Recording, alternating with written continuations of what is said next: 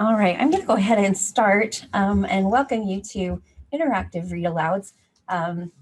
You will notice that the title is a little bit different, a little bit shorter than what it originally was in your guide. I planned a little bit too much, and so I took on a little bit too much. So if you're super interested in the questions and adapting questions, adapting one book for different grade levels, we're not going to get there that far today, but I hope that the rest of it will be helpful and meaningful to you. Everybody has started today by saying how excited they are to be here. If nervous is excited, then I'm excited too. I'm really excited to be wearing lipstick. It's been a long, long time, so we'll have that at least in place. So today, this is my information. I'm going to share. I've already shared links to this this particular presentation with you down in the chat. So you have a link to the presentation.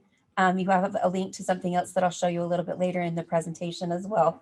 And of course, they're recording all of these, and the recording will be available, but I wasn't sure exactly how they'd be making the materials available to you. So you can at least click on those during the presentation sometime to have access to those and to have them on your computer as well. If at any time you're unable to get a hold of me, or if you want something that I talked about in here, or some clarification or ideas about something, I'm always happy to chat. This is my information, but if you remember that I'm a Granite School District, it's really easy just to find online all of this information. So I wanted to start with something eloquent and interesting, so I'm going to let somebody else talk. I was just going to say, the links don't show up if they don't join the meeting before.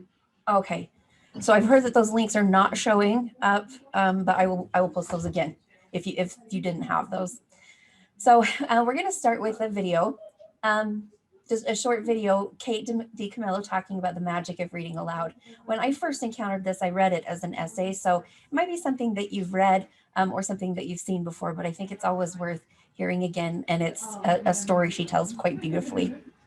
As we head into the holiday week, here's a suggestion for when your flight is delayed or you just can't possibly watch any more football. Get a book and read out loud. But don't just gather the kids and the grandkids. Tonight, beloved children's book author Kate DiCamillo's humble opinion on the universal and age-defying magic of listening to a shared story. It's 1972. And I'm 8 years old and in second grade at Claremont Elementary in Claremont, Florida. The classroom floors are wood, and there's a ticking clock on the wall, and there's a chalkboard, and there are mottos to live by strung up above it. And the teacher, Mrs. Boyette, is wearing cat-eye glasses with glinting rhinestones. She's reading aloud to us from Island of the Blue Dolphins. And we've just come to a part of the book where the main character tames a wild dog, and I'm literally on the edge of my seat. I am listening, caught up in the wonder of it all. I'm a kid who loves a story. But also in that second grade classroom, seated not too far away from me, there's a class bully. Because I am so terrified of this boy, he does not even seem real to me. He is, in my mind, less a boy and more a monster. In any case, Mrs. Boyette is reading, and I look over at this boy because he is someone I am very much in the habit of keeping an eye on. And I notice that he is listening too, that he is engaged by the story, that he, like me, is leaning forward in his seat and listening with his whole heart. I stare at him, open-mouthed. I'm struck with a sudden knowledge that this boy that I'm so afraid of is in fact just like me. He's a kid who likes a story. The boy must feel my eyes on him because he turns. He sees me, seeing him, and something miraculous happens. He smiles at me. Really? And then another miracle, I, unafraid, smile back. We're two kids smiling at each other. Why have I never forgotten this small moment? Why almost 50 years later do I still recall every detail of it? I think it's because that moment illustrates so beautifully the power of reading out loud. Reading aloud ushers us into a third place, a safe room. It's a room where everyone involved, the reader and the listener, can put down their defenses and lower their guard. We humans long not just for story, not just for the flow of language, but for the connection that comes when words are read aloud. That connection provides illumination. It lets us see each other. When people talk about the importance of reading aloud, they almost always mean an adult reading to a child. We forget about the surly adolescent and the confused young adult and the weary middle-aged and the lonely old. We need it too. We all need that third place, that safe room that reading out loud provides. We all need that chance to see each other. What a great piece of advice.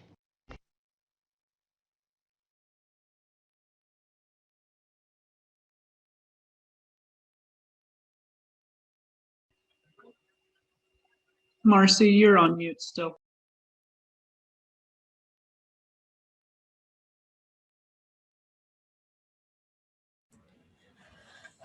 One of the things that I liked about that piece when I first read it was that I think that everybody kind of has a story like that. Every reader has a story like that.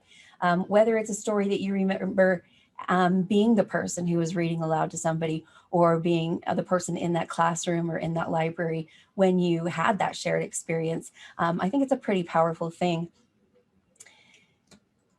Let's see. As we head into... Why is this stuff okay?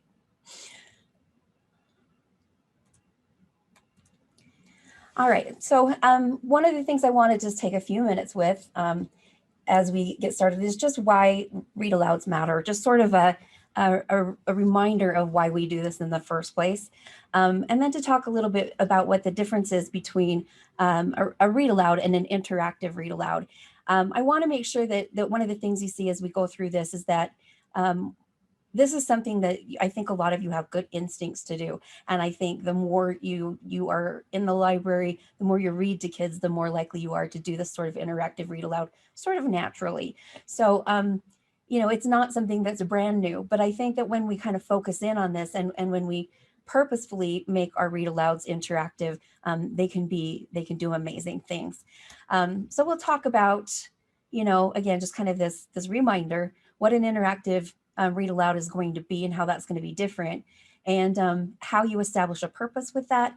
And then we'll also share with you these interactive read aloud ideas that I've put together from a lot of different sources. Pam Allen's quote about creating a community by reading aloud is really similar to the same thing that Kate DiCamillo expresses, just that there's this profound exchange, the company of one another. A read aloud can help build community. It can help build a connection between you and the listeners and among the listeners themselves. It is a chance for a collaborative conversation and to develop compassion for other people, not just the empathy that you build when you read about other people, but also when you listen to other people around you discuss those books. So I think that there's a real opportunity here.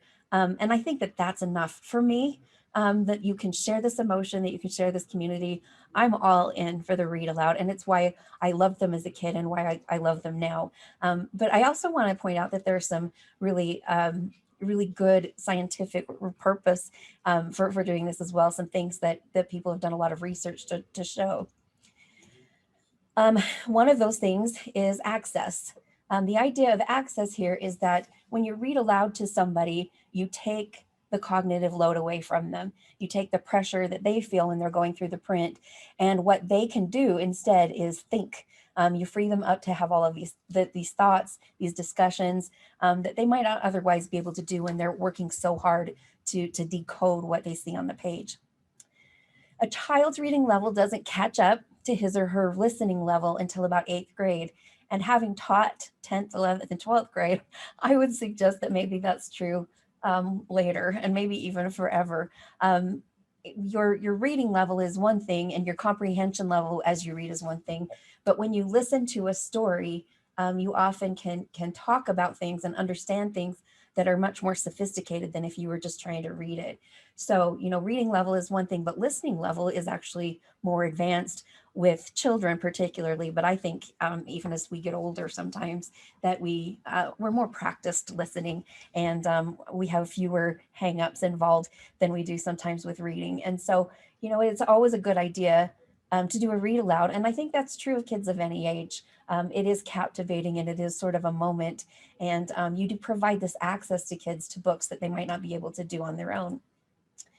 In this particular, I might go a little bit too fast for you to read all of these quotes, but again, I'll give you access to this so that you can go back through these. But in this particular slide, Rebecca Bellingham talks about how giving access to kids through a read aloud is much more than just helping the struggling readers. For the struggling readers, you take away the shame and the discomfort of reading, you know, and not being able to do what you want to do. And you give them access to these stories, to the magic of the story. But those kids who read the very best, those who can read independently, who are complex in their understanding, you know, who are the purple dragons, that's what they were in my 3rd grade class. That was the group that we went to. You know, they still are in a position where their thoughts can be more complicated and more sophisticated than their reading. So you can challenge them and you can and give them a different experience with a book. Plus, again, it's just fun. It feels good. And then we have these kids in the middle, and I think they're the kids who very often get lost in kind of everything that we do here. But the kids in the middle are kids who are reading, they're checking off the boxes, they're decoding words, but they may not fully understand what they're reading. And these readers can last their whole lifetime. It can definitely last through school. They're reading well enough to get, you know, their boxes checked off and to pass their standardized tests or to be just about to pass. But that doesn't necessarily mean that they are that they're really understanding what they're reading or interacting with what they're reading. And so a read aloud gives access to all of these kids at different levels to more rich and complex stories. And that access is emotional, but it's also cognitive. You know, you get to show them what else is in a book, and they interact with it on a different level. In the same book, Rebecca Bellingham says, you are giving them windows and mirrors, stories of hope, resilience, courage, and community that they otherwise might not be able to experience in the company of one another. And you're giving every child a powerful sense of reading identity. You are saying, welcome to the wonderful reading club. You belong here. You are a thinker and a lover of books. And I think anything that we can do to give that message to kids, I mean, we're librarians. How in the world, I mean, would we want anything else? We want every kid to feel like they belong and that they're readers and that there are books for them and that it's okay to love a book too. And I think, again, there's this powerful sense of reading identity that's available to every kid when we read aloud that might not be there if they were reading on their own. Okay, so besides the fun of a read aloud and the access that it allows it is also a modeling opportunity. This is how kids learn what reading sounds like, how people tell stories, what fluency in reading feels like. And we also have this opportunity to model for them how we read. So I'm going to try another video here. Cross your fingers for me. This is an interactive read aloud kind of done by textbook in a kindergarten class. It is a long video. We're just going to watch a few minutes of it, but I'd like you to kind of think about, you know, what is the difference here? So what is interactive about this?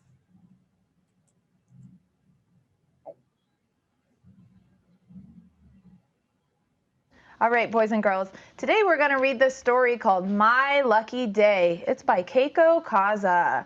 So this is a story about a fox who's preparing to eat the pig. But this might not actually happen because this pig might give the fox some trouble.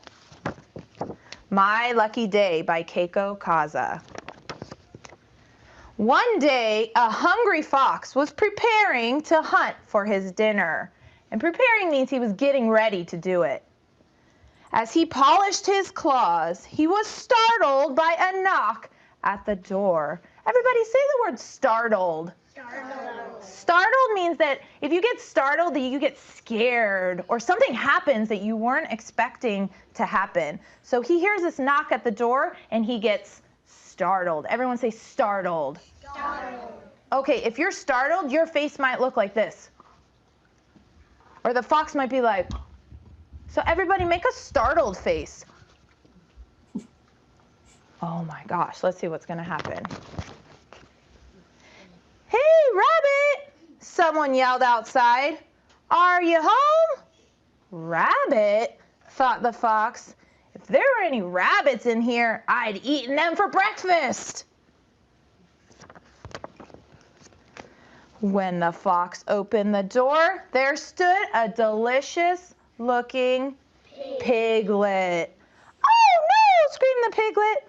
Oh yes, cried the fox. You've come to the right place. He grabbed the piglet and hauled him inside. Hauled means when you pick up something and you carry it. So the fox is going to haul the pig inside. So that means he picked him up and he was going to carry him. So let's all pretend that we're going to haul that pig inside. Go ahead and stand up.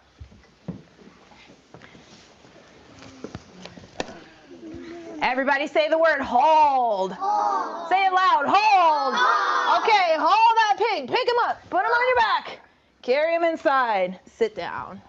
There, said the fox. Now you're the cleanest pig in the county. You stay still now. All right, sighed the piglet. I will. But what? Growled the fox. Well, I'm a very small piglet, you know.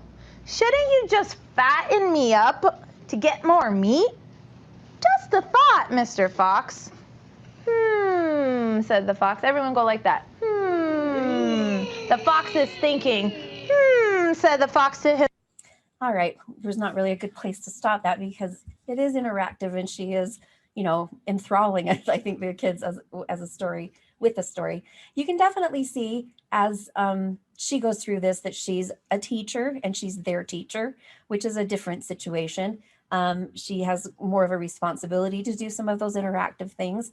And she's doing a lot of them. I'm not sure that I would do that many stops if I'm in a library reading to kids. But the fact that those stops that she does with them and the things that she has them do with her shows the interaction that she has with them, and it shows the interaction they have with each other. You probably noticed them looking at each other and checking each other out as they did their startle faces. And it's an interactive action with the text as well. So they're physically interacting, they're verbally interacting. They're doing whole kinesthetic things sometimes, standing up and hauling the pig. So there's some really active things that are happening there.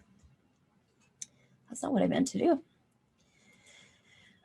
If we're going to give the detailed answer about an interactive read aloud, what it is that it's a carefully planned interaction between you, the text, and the students. It's a pretty simple thing, but what makes this the more detailed answer is that it is carefully planned. It's something that that you've prepared for. You've prepared the story. You've prepared where you're going to stop. All of those things. And it may look something like this when you do a full-on interactive reading, read aloud. Before you read, you're going to choose what you want to focus on. What are we going to do with this? And that focus is something that we'll talk about in a minute. You'll plan your introduction. You'll give them a task, listen for this, or in this particular example that we just watched, she didn't tell them that they needed to do something, but she did tell them it might not turn out the way you think. You got to watch this pig. And so they know kind of what they're doing. And then you'll also plan where you'll stop. You probably noticed, I've noticed in that video, because I watched it so many times, that when they zoom in on the book that she's reading, those words that she defined on that first page, there's the highlighter tape over them. She's planned this. She knows, she thought through which words am I going to stop on. So it's a very thorough experience there. While you read, you stop, you show your thinking to the students. You say things like, oh, that's a hard word to understand, or I'm nervous about this. You might exchange or explain challenging words and ideas. You might remind them of the task, but just things that you do along the way. And then after you read, the interactive read aloud we didn't see in that piece of the video is that after you read, there's work to be done too, that you follow up. That if you gave them a task to listen for, you follow up on it. And if there's a part that they want to talk about, you can reread it, you can revisit it.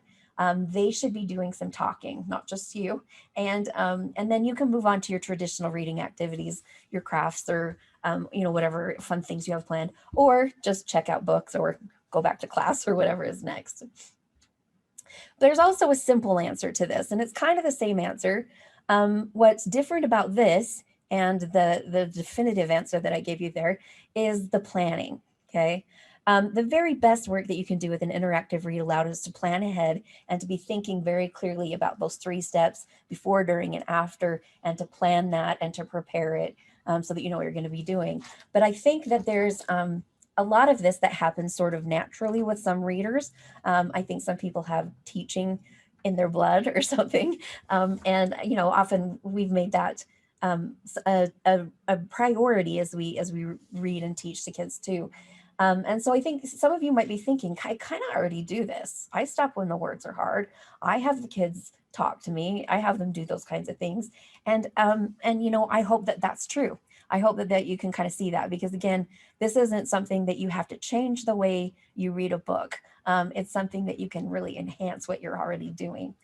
So an interactive read aloud can be a less formal thing. You can just kind of do things on the fly, especially if you've been doing this for a while. You know, you can just stop when the word is challenging, even if you didn't have it planned to stop there.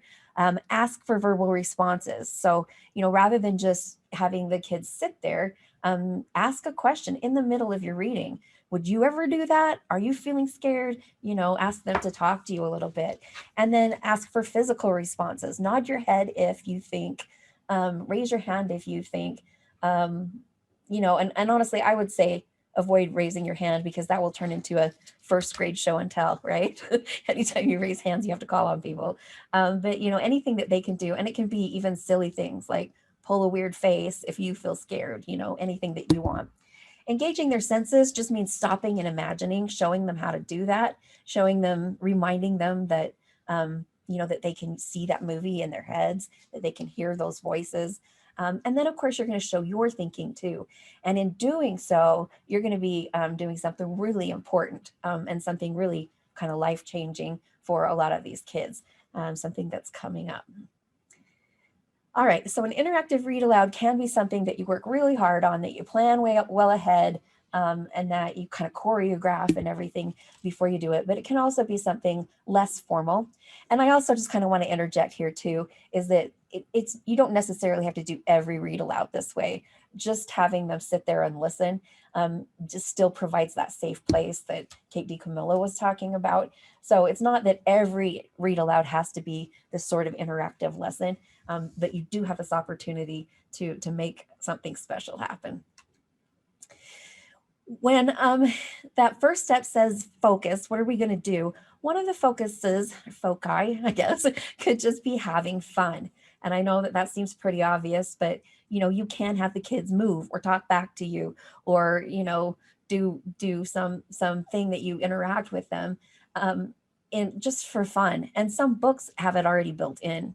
This is from Carl and the Meaning of Life, which came out a couple of years ago, about a year and a half ago, I guess. And it's a book that I really enjoyed. And this is from the first part of the book. Carl was not a bear or a beaver. Carl was an earthworm. He lived underground, moving, always moving, burrowing, tunneling, digesting dead leaves, feasting and casting, turning hard dirt into fluffy soil day after day. There's something fun happening right there on the page, right? You don't have to be the fun part. The book can be the fun part. But this would be a great place to stop and ask kids, what is happening with this sentence? That's not the way sentences look. Why is it doing that? And you know, they'll notice that thing looks like an earthworm, doesn't it? And then if you really want to push this, if you read along with it, you turn your head to do it, or if you get them to move their bodies in those directions as you read, they're moving like a worm as well. And the interesting thing, I think, is that those last words on that left-hand side of the page is day after day, ... And so there's this sense that it's going to go on and on and on. This is just what Carl does all day long, right? And so even though you have big words like burrowing and tunneling and digesting, I think that you just kind of moving through that, they get the feeling of what that is. So I think in this case, you know, the author has done a lot of the work for you in putting the fun in there. You're just pointing it out. The other thing that I want to put in here too is that if you're having trouble with any classroom management, some class that won't behave while you do a story, if you have them acting or doing things with it, they don't want to miss out. And if they know that you're going to call on the class to do something as you go through, that they better pay attention. So this is actually a little trick that can help with the management of the class too. Another focus that you can work on is focusing on the writer's craft. And this can also include the illustrator's craft, the designer's craft, because there are a lot of people that work on this. I'm looking kind of from the perspective of picture books, but this can work in the, in the middle of a chapter book too. It doesn't have to just be something you do with the whole book. The idea here is that you remind kids that writers make choices, that they can use any word, but they used this word. They could have created a character that was very different. They could have different things happen. They could set this on the moon instead of, the ocean. They have different kinds of sentences that they can write physically, like Deborah Friedman did in the Meaning of Life, or Carl in the Meaning of Life. But they, can also use short sentences when somebody's mad, or long sentences to show that, Carl's digging and digging and digging and digging and digging. And then the pacing of the story is just like how fast things move. So writers make these choices, and they do that as they use these tools like figurative language, mood. So you could, for example, decide that you're going to focus in on irony. If I'm reading to third graders, I'm not going to try to explain irony to them, because most adults can't really articulate that. We know what it is, but it's hard to articulate. But you can show them what it is. You can show them a story like Sam and Dave dig a hole, and they say, we can't stop until we find something. I think it's spectacular is the word. And you see along in the pictures, you can see all the way along that they're missing all these spectacular things. They're digging in the wrong place. And you see all of these things that they're looking for. And so you feel that irony. You're like, look over here. You want to kind of yell at them. You feel that discomfort. And so I think you can point that out. You can use the word irony if you want or not, but it's something that you can kind of teach. And I just listened in the last hour to a panel of writers talking about, who chooses the cover, how much they have information on that. And they really don't have that much. Many of them work with illustrators that they've worked with for a long time, or that they know before they submit the book. But often, especially for writers who are still writing their first books, they write their books and then the publisher chooses an illustrator, and then a designer will actually decide on the cover, what the end pieces are going to look like, all of that kind of stuff. So, I think you can even just focus in on one of these things. Now, if I said, I'm going to focus on the writer's craft, I'd choose one of these things. Doing all of this would be really hard. But if I decided, like, we're going to look at the layout of this book, and then we're going to think about it. Why would the illustrator make this picture go over 2 pages? Why do you think all of the pictures are blue? I'm thinking of We Are Water Protectors that just won the Caldecott. It is blue, right? The book is blue, and there's all these swirling images. Even when it's not water, it feels like water.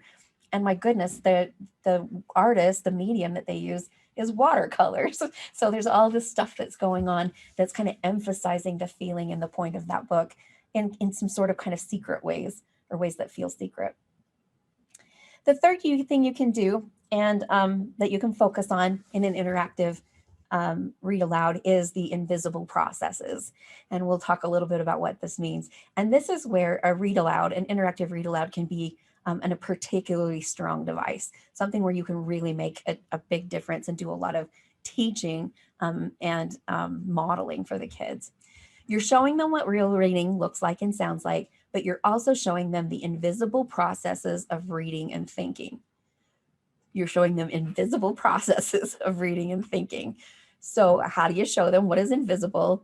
First, you have to see it. And this can actually be really tough on people like us, okay?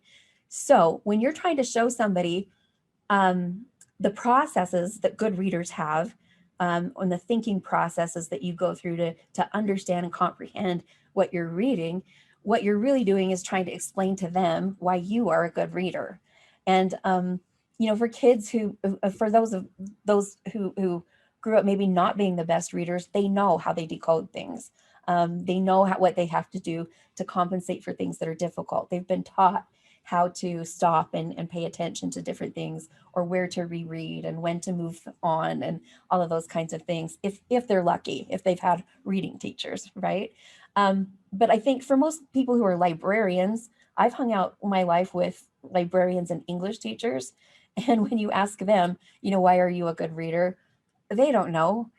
We are people, because we love books. It's a pretty good bet that you were a good reader, that you read early, that you were in the Purple Dragons group or whatever, and that you never really had to stop and think about, why do I understand this? Because it was something that was sort of a talent or a gift, or an intelligence that you had, that you were lucky to get.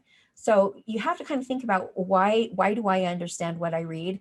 It's a very metacognitive process, and it can be kind of challenging for us to see the invisible processes, if these invisible processes were invisible, if there are things that we didn't really have to think about. These invisible processes are what strategies we use to comprehend things. Even if you're a great reader, like I love to read fiction, and I have loved it for as long as I can remember. And, I've devoured books, and I love characters. But when it comes to reading a textbook, or, like if I'm preparing a tax return or something and I'm reading instructions, that's not my jam. That's not good stuff. And so I have to slow down. I have to sometimes ask questions. Okay, what am I supposed to do? Or recognizing sequence. So, I might have to say, okay, what's the first thing that happened here? Making inferences means looking at the clues and drawing conclusions from them. And again, good readers do this automatically. They just have a talent for these things. When to go back and reread for clarity. You know that you need to stop because you're not understanding something. Whereas a struggling reader might actually just expect not to understand and might not go back and reread, might have a really hard time telling you why something happened in a book where you can see the cause and effect. They don't necessarily make predictions, and because of that, they might be a little bit stuck.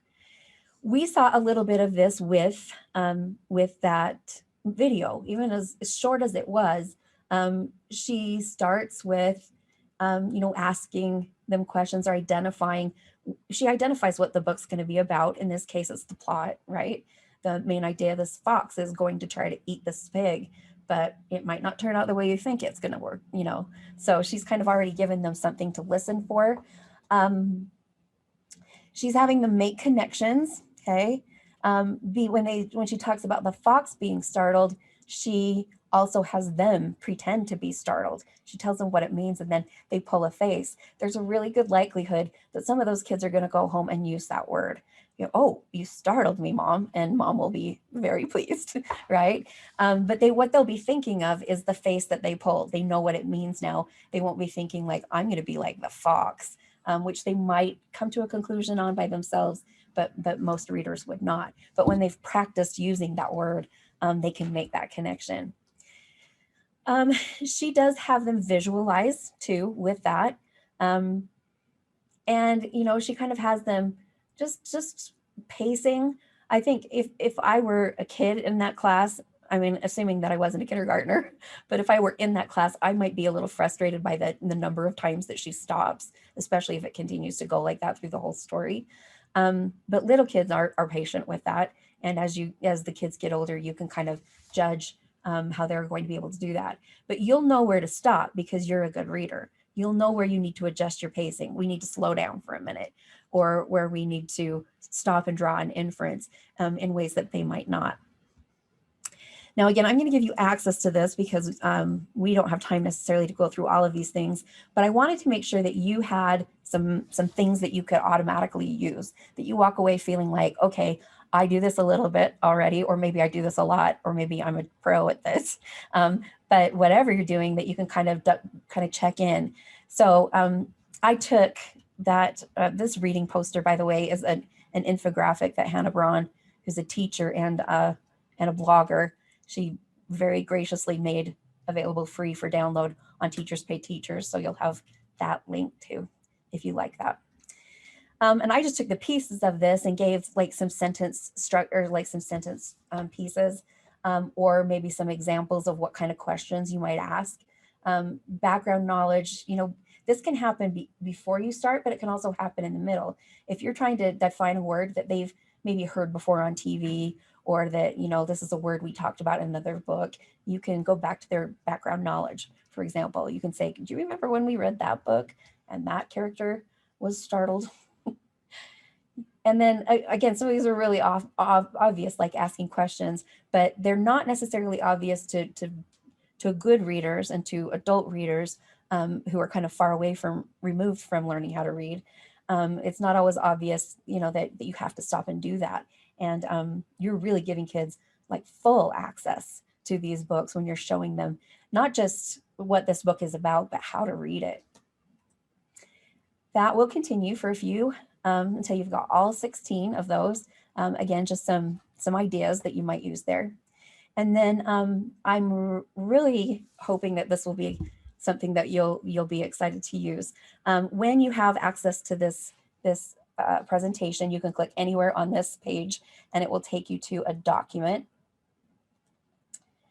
that looks like this. That will load very slowly.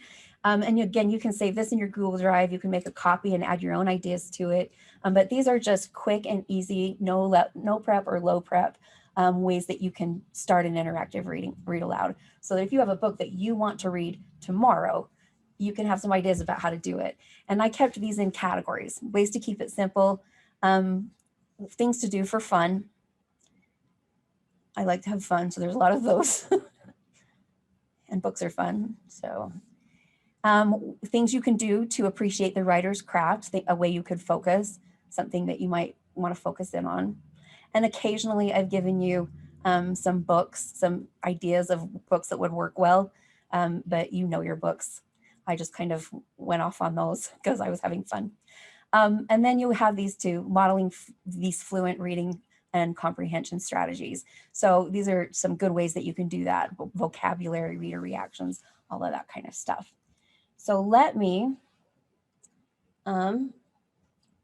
get to my screen here so that I can share those links with you. If I can get, oh, somebody did? Nice. Okay, so we have the chat. We have that in the chat, right? Yep, there they are. Thank you. Thank you, Shauna. Those are the links. Okay, so the presentation, there's the link to the presentation. This is the read aloud. This is that list that I just showed you here.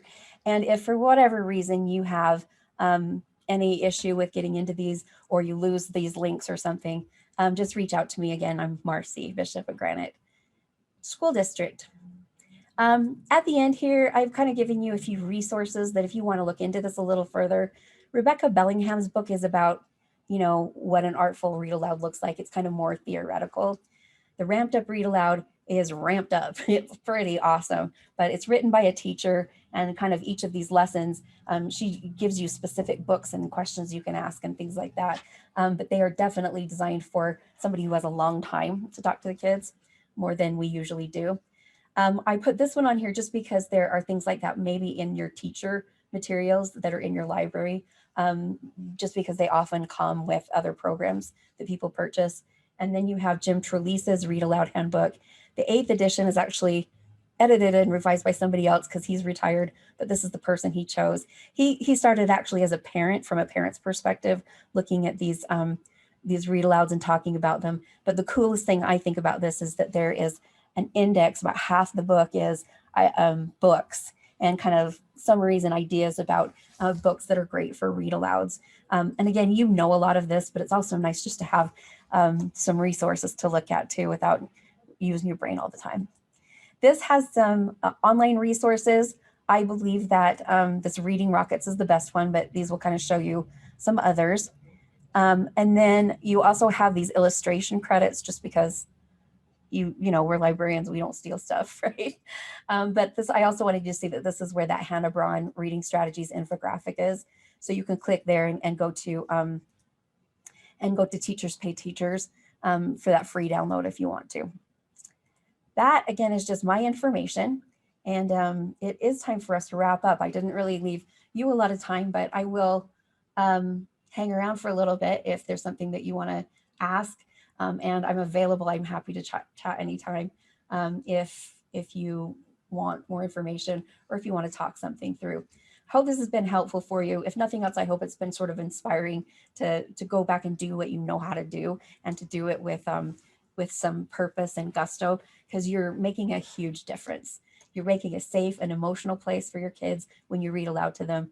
But there's all of these possibilities, these access possibilities, the reading strategies, and the fun that's available there for you. So go forth, go off, have some fun with your kids, try an interactive read aloud. Marcy, Thanks can so I much. ask you a question real Sure. fast? Sure. You mentioned at the beginning something about how to use the same book for different grade levels. Yes. Do you have resources for that, or? I don't really. I have a lot of things I've been thinking about. Yeah. And that's, I realized as I started this that I had two topics going that work together but can't be done in 45 minutes. So Right. it's something I hope to put together. Yeah, interested in hearing more. Okay. I'll go for it. Well, thank you. Yeah, thank you. And thanks for your patience with, there's always a little bit of drama with me. All right. You guys enjoy UELMA. Have a good day.